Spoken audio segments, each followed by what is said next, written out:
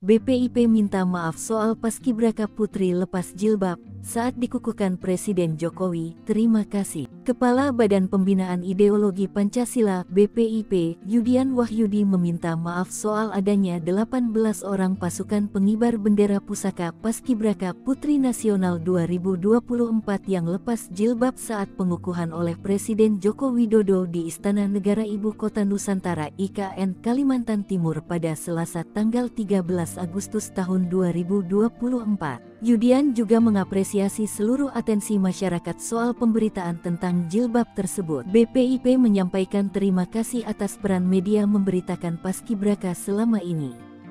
BPIP juga menyampaikan permohonan maaf kepada seluruh masyarakat Indonesia atas pemberitaan yang berkembang. BPIP mengapresiasi seluruh aspirasi masyarakat yang berkembang tersebut, ujar Yudian dilansir siaran pers BPIP.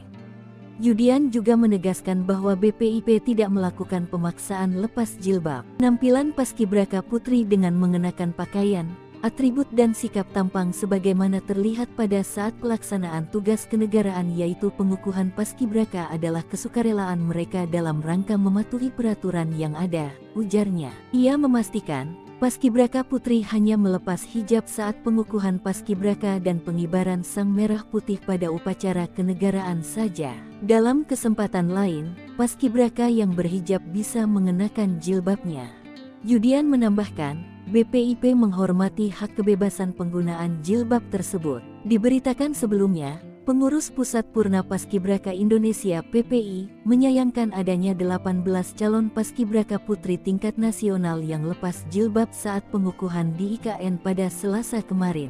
Ketua Umum Ketum PPI Gousta Feriza meminta BPIP selaku pengelola dan penanggung jawab program paskibraka memberikan klarifikasi. Tentunya BPIP selaku pengelola dan penanggung jawab program paskibraka bersedia mengevaluasi semua kebijakan dan keputusan-keputusannya yang bertentangan dengan nilai-nilai luhur Pancasila, kata Gousta dalam konferensi pers di kantor PPI, Jakarta, Rabu. Menurut Gousta, kejadian ini sudah menimbulkan gejolak di berbagai daerah.